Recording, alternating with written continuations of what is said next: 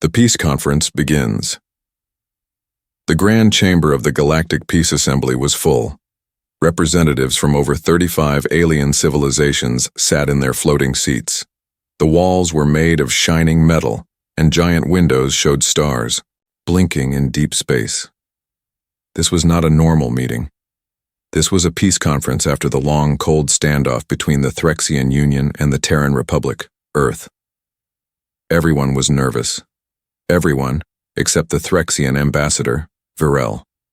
She stood tall with silver scales and a proud look. She had served her empire for over 50 cycles. She had seen wars start and end. She had seen species rise and fall. And she was sure, completely sure, that humans were soft. In her speech last year, she had laughed in front of hundreds of diplomats and said, "Humans fear war because they are not built for it." Now she was here to prove it. The arrival of the human, the doors opened. A single human stepped into the chamber. No guards. No weapons. No translator. Just a man in a gray suit, clean, calm, and quiet. His name was Commander Raylan Creed. He was Earth's official peace representative and a former Space Fleet officer. The aliens whispered quietly, "Where is his army? Why? Does he walk like that?" He looked relaxed. Varel narrowed her eyes. Raylan didn't speak as he took his seat. He nodded once to the council. Then he folded his hands and waited. Not a single word. Varel stood up. She began speaking to the full chamber. "Threxia offers peace because we are strong. We do not fear humans. We welcome them. But let the truth be known. Humans have not won wars through strength. They win by hiding, by surviving, by letting others bleed first." Some aliens nodded. Others stayed silent. Still, Raylan did not speak. The silence that shook them after Varel's speech. The room waited. Everyone turned to the human. This was the moment where Raylan should respond, should defend his species, should raise his voice. But instead, he smiled, just a small, polite smile, and said nothing. Varel froze. The room felt colder. This wasn't the weakness she expected. This was something else. The silence didn't feel like peace. It felt like a warning. Varel's doubt.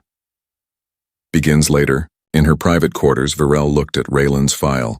Decorated officer, war strategist, survivor of the Echelon siege. Led the team that stopped the pirate fleets of the Red Hollow. But he had retired early. Why? Why send him now?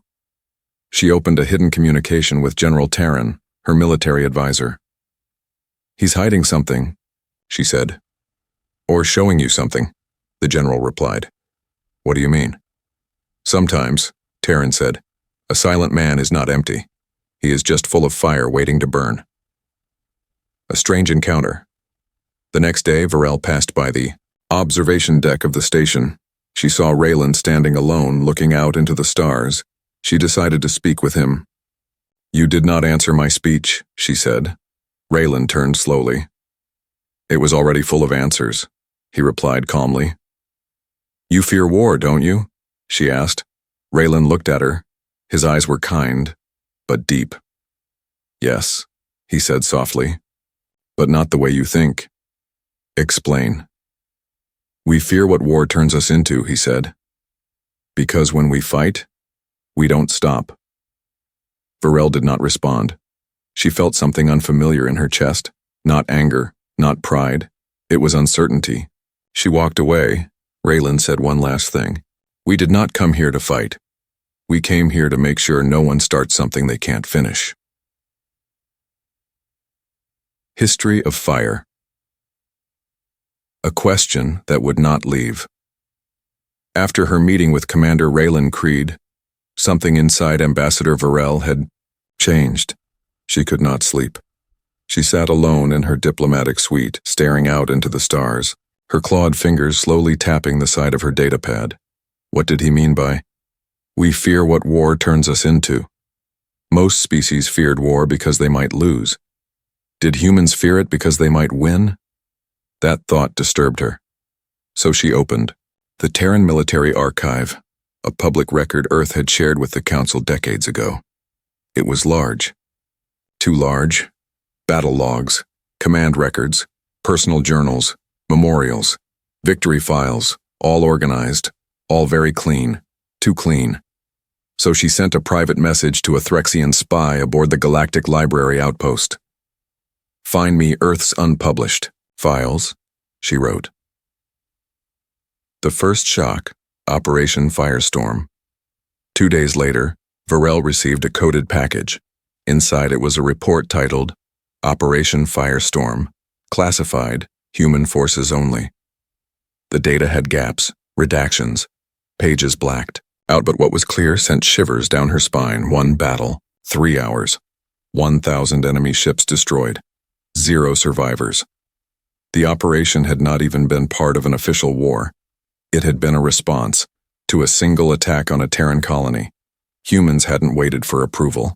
They hadn't negotiated. They had simply erased a pattern of silence. She opened more files. Operation Grey Field, 47 enemy outposts eliminated in 1 night. Operation Mercy Rain, a counterattack so precise it shut down an enemy species' war economy for 10 years. Operation Glass Sky, the one with the highest civilian death count, and the one humans never mentioned in public.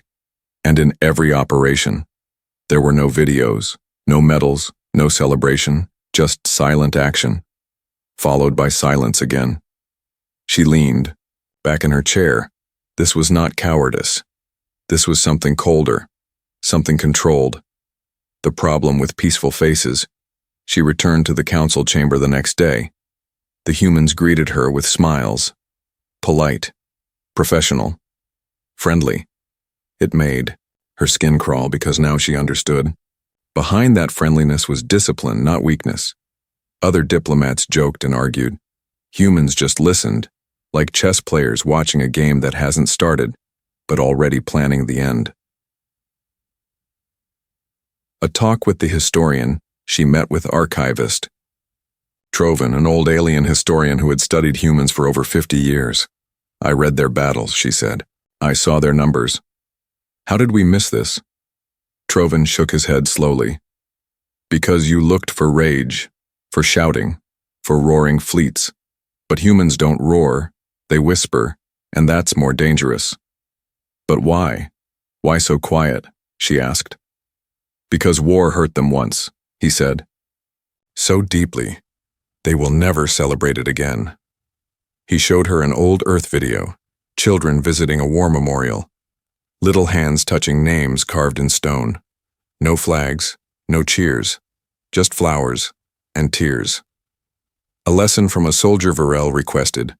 A private audience with a retired human commander, Elena Moss. Elena was old now, white hair, a walking cane, but her eyes were sharp as ever. "You served in Firestorm," Varel said. Elena nodded once. "Why is there no monument for it?" Elena looked her straight in the eye. "Because some victories don't deserve statues, but you saved your people." "Yes," Elena said, "but we lost something too." Varel was confused. "What?" Elena answered. "A little piece of our humanity." What she finally understood. That night, Varel wrote a private journal entry. "I came to this conference believing humans were weak. I now understand they are strong in a way we don't comprehend. They choose peace, and not because they are afraid to fight, but because they are afraid of how much damage they can do if they let go." She looked up at the stars again. Somewhere, out there, human fleets waited in silence, not to invade, but to be invited, and that, she thought, was the most terrifying part. The incident on Station 9. A sudden silence Galactic Station 9 was located on the edge of neutral space. It was not big, not important, just a quiet refueling station for science ships and cargo freighters. But on the 5th cycle of the 3rd moon phase, a distress signal was triggered and then quickly cut off. The station stopped sending data. No. Reply. No answers. The Galactic Council was alerted, but the message was brief and strange. Unknown vessels inbound, requesting assistance, Code yellow. Multiple life signs. Wait. Then static. By protocol, every nearby ally was contacted. The humans were closest. The council waits in the main chamber. Ambassador Varel sat with her fellow diplomats. Screen showed the map of Station 9. No lights, no movement. We must investigate, said the Piran delegate. We must talk to the pirates, said another. Varel did not speak, because she knew something.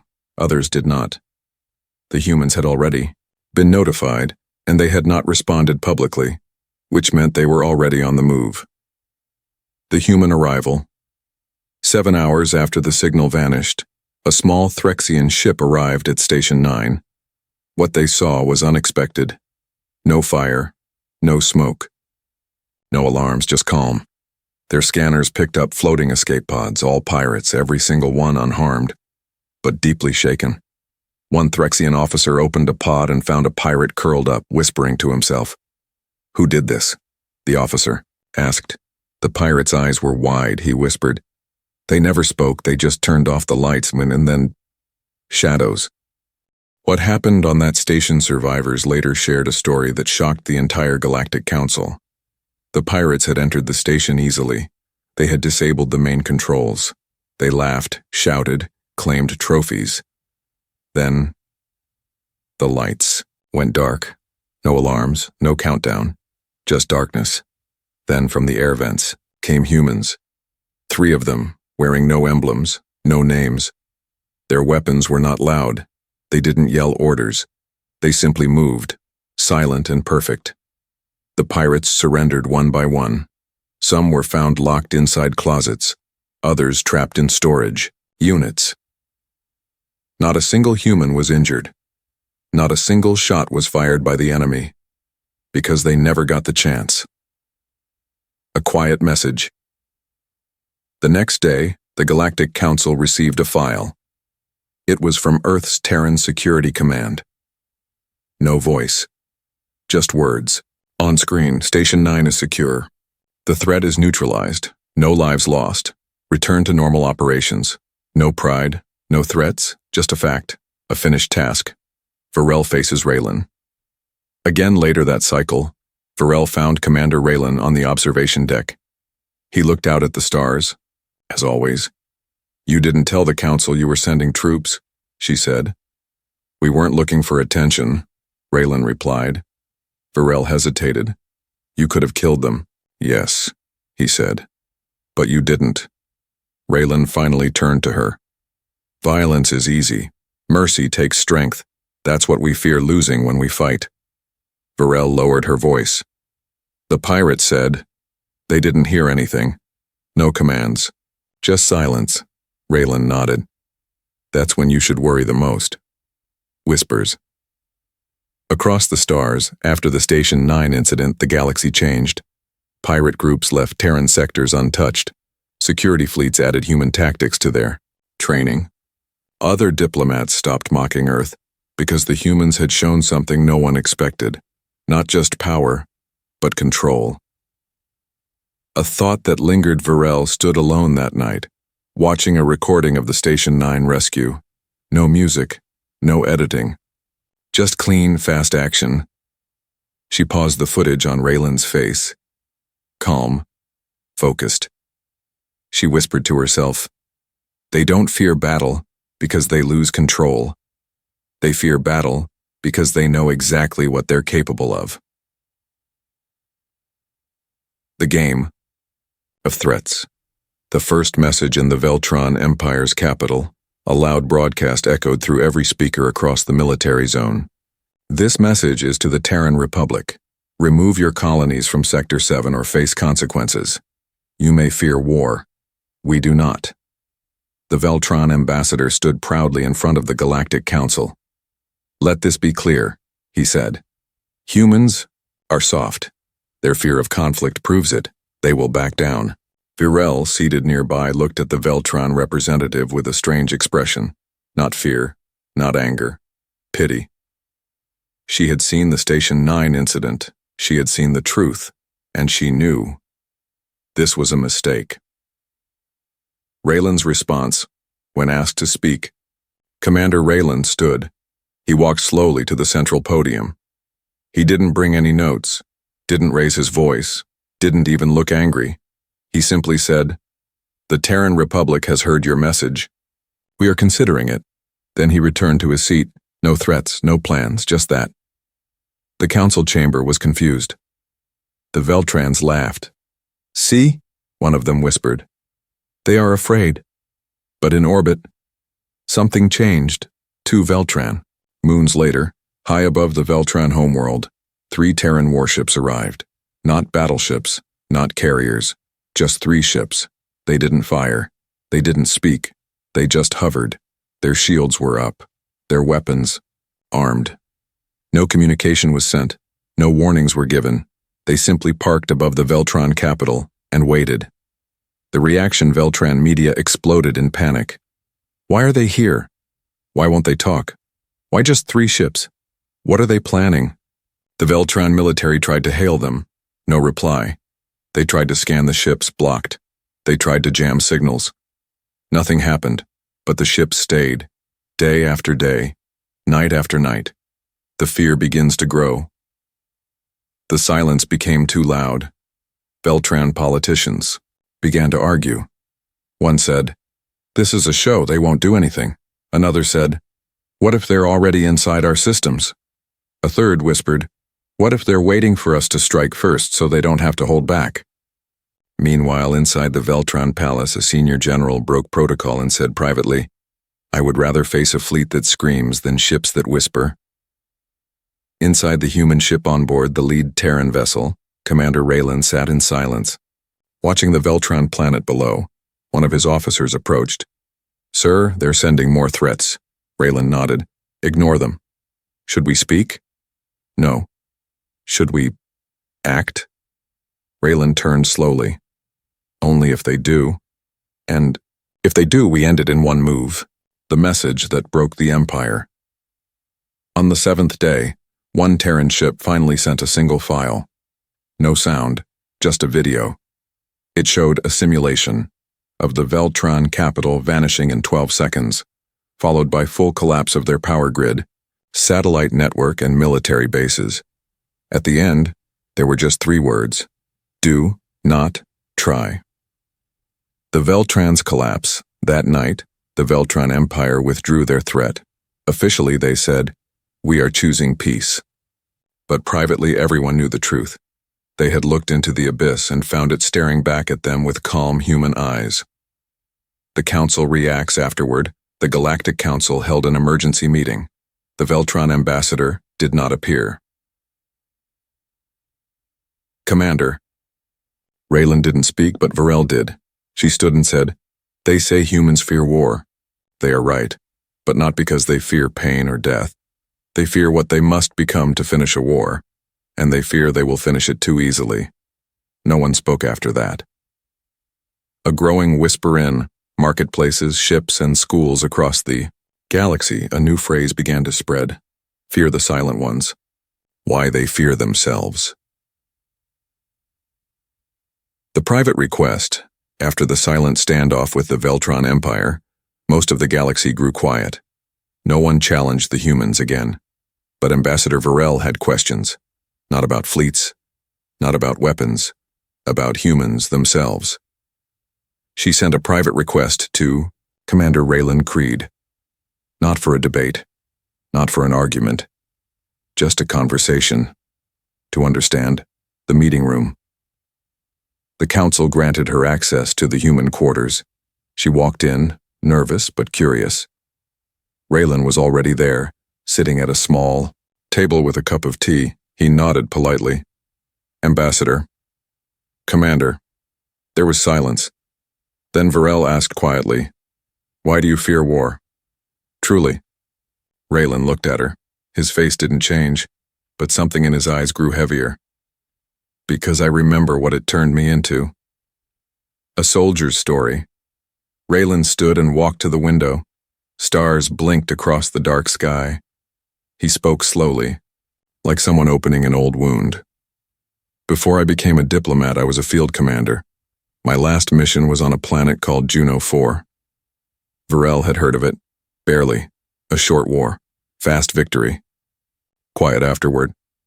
Raylan continued. The enemy had hostages, families. We had to act quickly. We won in less than 1 hour. But I ordered something. That still keeps me awake. Farrell didn't interrupt.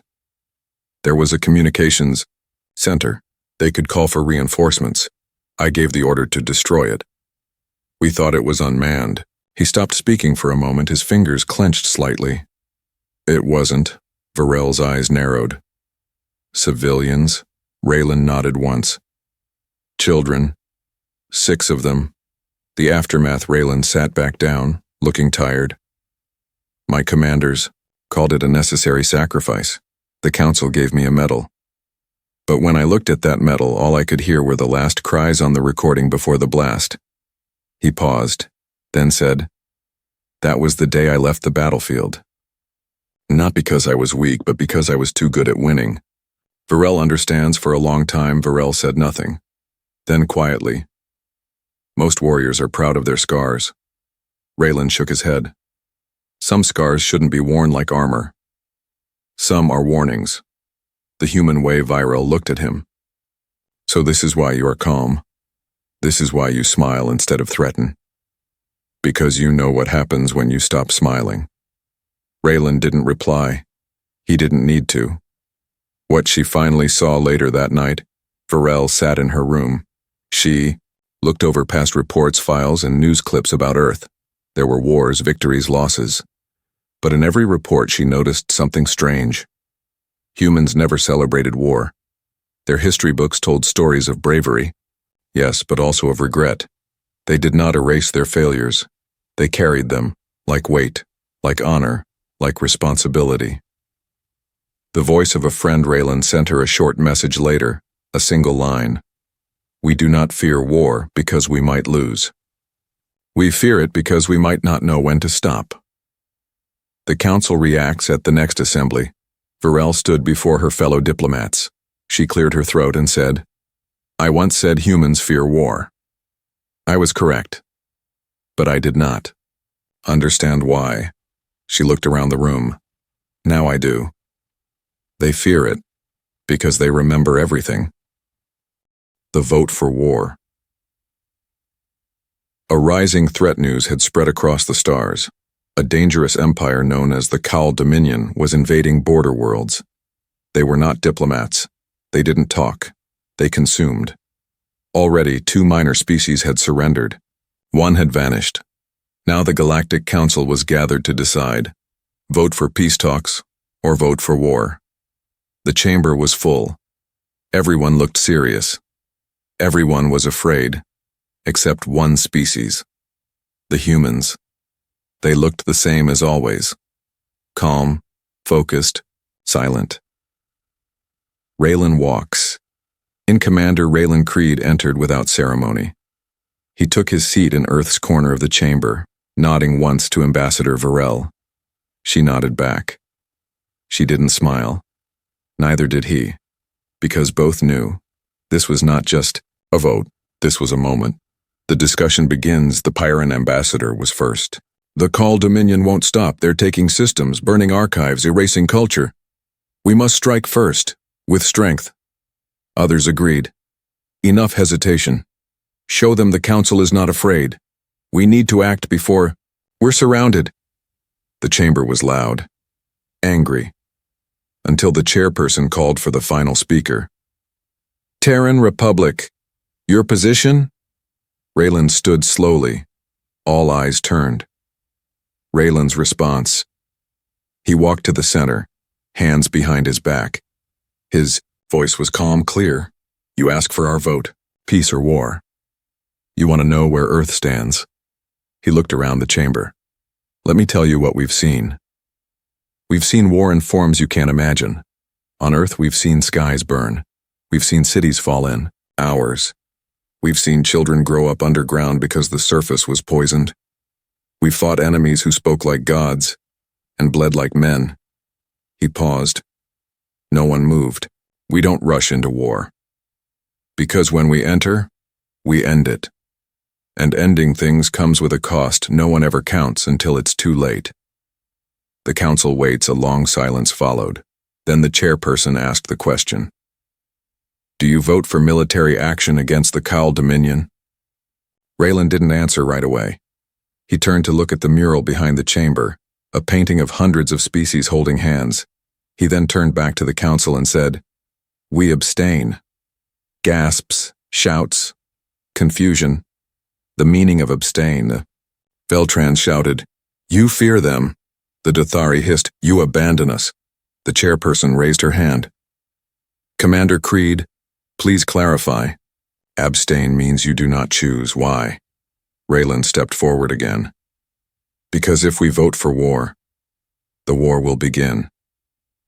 But if we remain silent, and the Dominion strikes again, we will act. He stared across the room. And if that happens, we won't ask for votes. We won't form committees.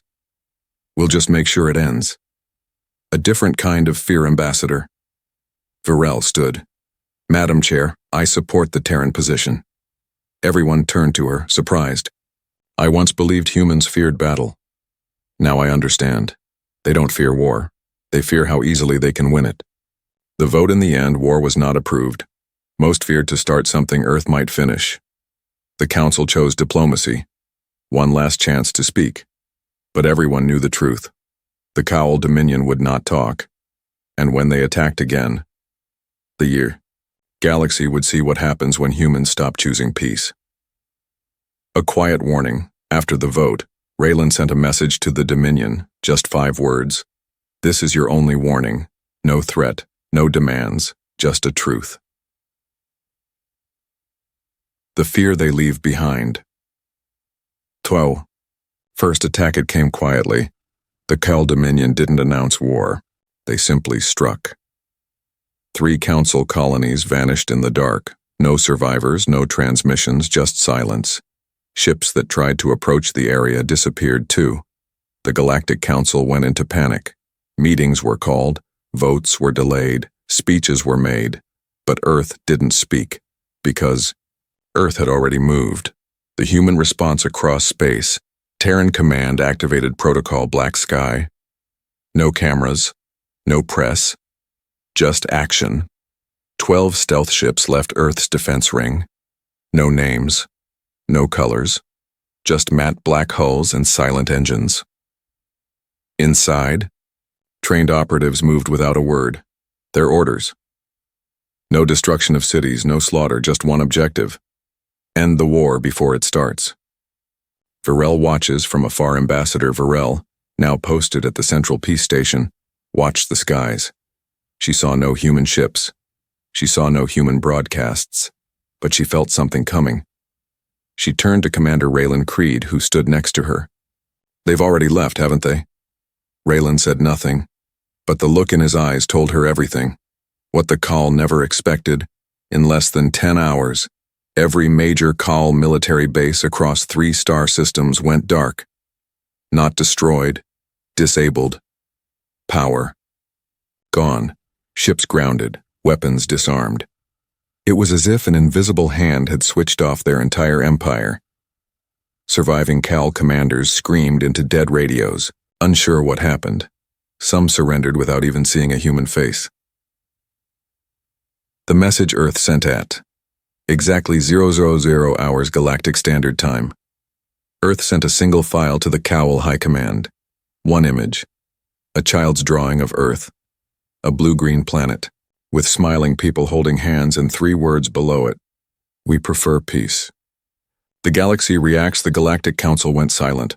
No celebration, no parades, just a heavy realization. Humans had ended a war without starting one. And the Cowl Dominion? They requested peace talks the next day. Earth did not gloat. Raylan didn't attend the meetings. He just sat in his usual chair, calm, silent, unshaken. The final conversation, Viral visited Raylan in his quarters. He was staring at an old photo. A battlefield long gone. Friends lost. Victories won. But no smiles. You could have destroyed them, she said. Raylan nodded. Yes. Why didn't you? He looked up. Because we remember. Varel stepped closer. And what do you want us to remember? Raylan answered. That Earth was gentle until it had to protect others. That we were quiet until no one else spoke.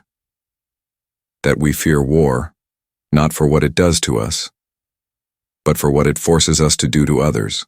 The memoir years later, Ambassador Varel retired. She wrote a memoir titled, The Quiet Ones, My Time with Humans. The final chapter read, Humans fear war. That is true, but not because they lack strength. They fear war because they carry every battle inside them like a shadow. They smile not to hide weakness, but to stop the storm within. And if they ever stop smiling, you will know what fear truly means. A new tradition, across the galaxy, peace schools were built. At the center of each one stood a statue, not of a soldier, not of a ship, but of a small globe, held by many hands. Below it were carved 5 simple words. We prefer peace, Earth.